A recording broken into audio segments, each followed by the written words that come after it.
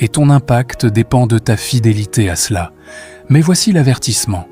Le don ne se manifeste pas toujours dans le confort.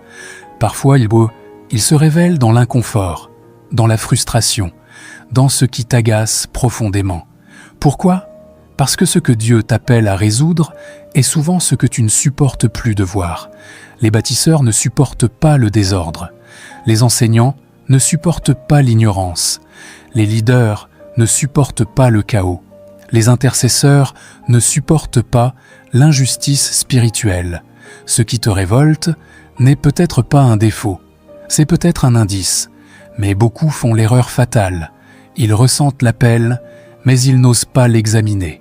Ils disent « ce n'est pas le moment, je ne suis pas prêt, je n'ai pas les moyens ». D'autres sont plus qualifiés. Alors ils repoussent, ils s'habituent, ils se consolent. Et avec le temps, l'appel devient une douleur sourde. La frustration devient amertume. La foi devient mécanique. La vie devient religieuse.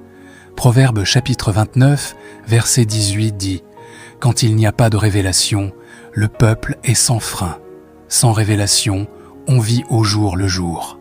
Sans vision, sans feu, sans direction. » Mais aujourd'hui, Dieu utilise ce message pour arrêter cette dérive.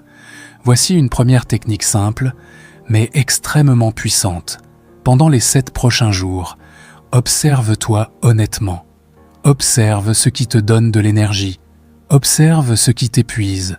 Observe ce que tu fais naturellement, sans forcer. Observe ce qui bénit les autres quand tu le fais. Note-le, sans juger.